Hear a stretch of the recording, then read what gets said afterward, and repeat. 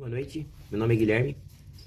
Hoje eu vou falar sobre o objetivo geral do nosso caso clínico, que é promover um alívio nas dores no glúteo direito, da nossa paciente de 28 anos, possibilitando que ela tenha mais condicionamento físico e mobilidade, para que assim ela consiga ter mais aptidão para que, com segurança e de forma progressiva, consiga correr aos finais de semana novamente. Albuquerque de Assis, eu vou falar um pouco para vocês sobre as variáveis físicas do nosso paciente.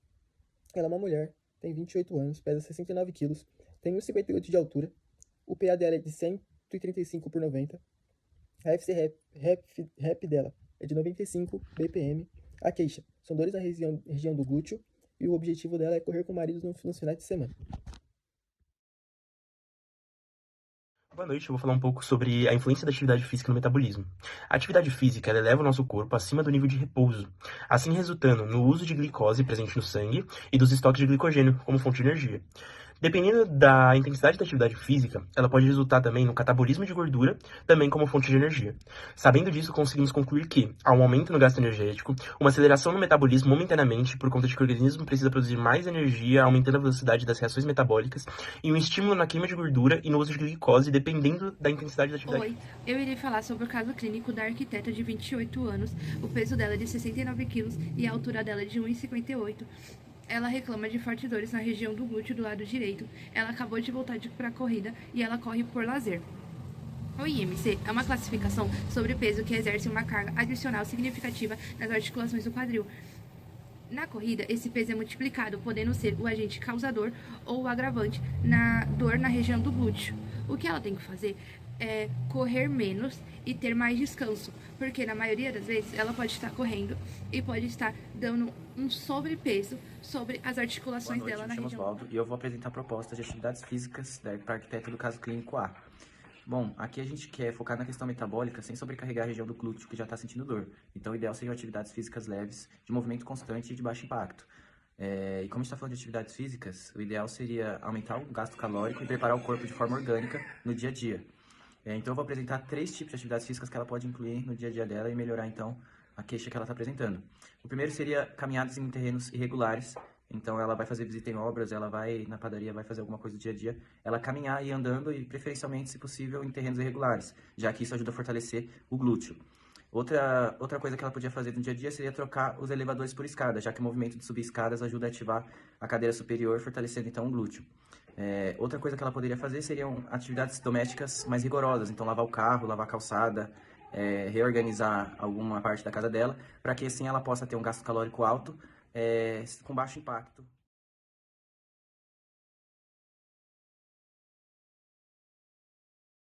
Olá, boa noite. Eu me chamo Maria Luísa e eu irei falar agora sobre a influência do exercício físico no sistema cardiorrespiratório. É importante lembrar e ressaltar as funções desse sistema. Primeiro, transportar oxigênio, remover o gás carbônico, distribuir nutrientes e manter, principalmente, a homeostase do corpo. Durante o exercício físico, ocorre um aumento de demanda metabólica, ou seja, o corpo precisa de mais oxigênio.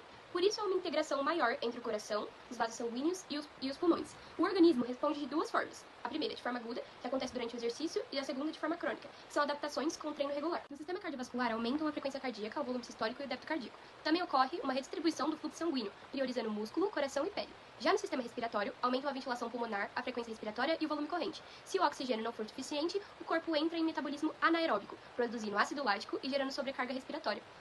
O exercício exige muito do corpo e, com o tempo, promove adaptações que melhoram a eficiência. Boa noite, eu sou o Pedro Ferreira, eu vou apresentar a fórmula de Carvone referente ao nosso caso. No nosso caso, a gente traz aí uma pessoa de 28 anos querendo introduzir aí a caminhada de uma forma moderada na vida dela. A fórmula de Carvone, ela traz aí referente à frequência cardíaca alvo, que é praticamente o entendimento da frequência cardíaca que a gente vai trabalhar a intensidade aí das atividades com o objetivo da nossa paciente. Eu separei em 3 passos básicos para a gente poder estar entendendo qual que é a intensidade correta para trabalhar de forma moderada a introdução da caminhada na vida da nossa paciente. Então, o primeiro passo, que a gente vai calcular a frequência cardíaca máxima. Como que a gente vai calcular? A gente tem um valor de 220.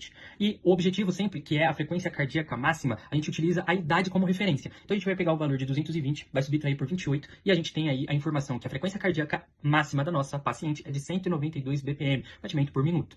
Próximo passo, que já que a gente descobriu a frequência cardíaca máxima, a gente vai descobrir a reserva da frequência cardíaca. Como que é feito esse cálculo? A gente vai utilizar a frequência cardíaca máxima, que é 192, menos a nossa frequência cardíaca em repouso, que dada a informação é de 95. Fazendo toda a subtração, a gente traz então o valor de 97 batimentos por minuto, que seria a reserva da frequência cardíaca da nossa paciente. O terceiro passo, praticamente, é o primordial para a gente descobrir a frequência alvo da nossa paciente. A gente utiliza as informações de intensidade. A intensidade moderada, ela é trabalhada de 60% a 70% aí da intensidade da atividade. Então, trazendo para a parte de 60%, como que é feito o cálculo? O cálculo, ele está utilizando, então, o valor da reserva da frequência cardíaca, fazendo a divisão dos 60%, que é a intensidade, então 0,60, e após fazer esse cálculo, a gente soma com a frequência cardíaca em repouso. Por quê? Para a gente descobrir, então, a intensidade que vai ser trabalhada dentro dos 60%. Fazendo todo o cálculo, a gente descobre, então, que a gente tem 153 batimentos por minuto. O que isso representa? Que na nossa paciente, trabalhando na intensidade de 60%, ela tem que atingir 153 batimentos por minuto. Já utilizando 70%, a gente tem um resultado de 163 batimentos por minuto. Resultado final, a importância de fazer esse cálculo, a gente vai ter aí a paciente tendo a frequência cardíaca alta para poder trabalhar de uma forma moderada, tá bom? Então, concluindo aí o resumo final, 153 e 163 é o cálculo aí de batimentos por minuto, que é a frequência cardíaca alta que a nossa paciente tem que atingir, trazendo essa parte moderada na introdução da caminhada. Obrigado. Tudo bem, pessoal? Eu sou o Gustavo e eu vou falar um pouco sobre a importância do exercício físico para pessoas que têm problemas cardiorrespiratórios. O exercício físico para pessoas nessa condição é fundamental, porque se ele é feito de maneira prescrita e de maneira correta, ele vai auxiliar tanto no melhor funcionamento do coração, dos pulmões, para evitar aquela fadiga física e aquela dificuldade, às vezes até de mobilidade.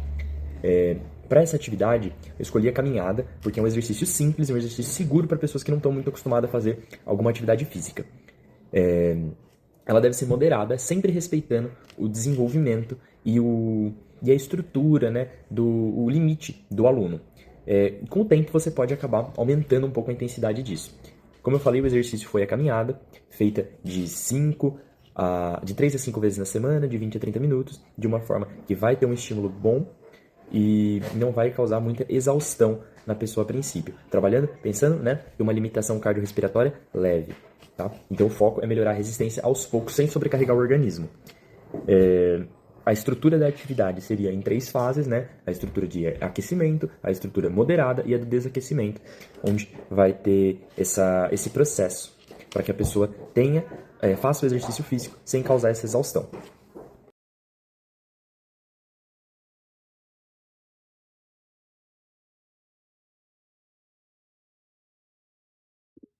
O sistema neuromuscular é responsável por ligar o sistema nervoso aos músculos, permitindo os movimentos do corpo.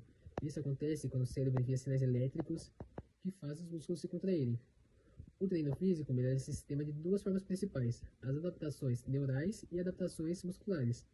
Nas adaptações neurais, o corpo aprende a ativar melhor os músculos, aumentando a força mesmo sem ganhar massa. Agora, nas adaptações musculares, ocorre o aumento do tamanho do músculo, gerando mais força, que é a hipertrofia.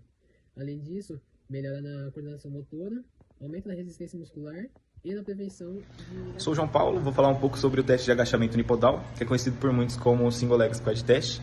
Esse teste ele nos permite avaliar o controle neuromuscular do membro inferior em um apoio unipodal, ou seja, num apoio único, o que é muito semelhante ao que é exigido durante uma corrida.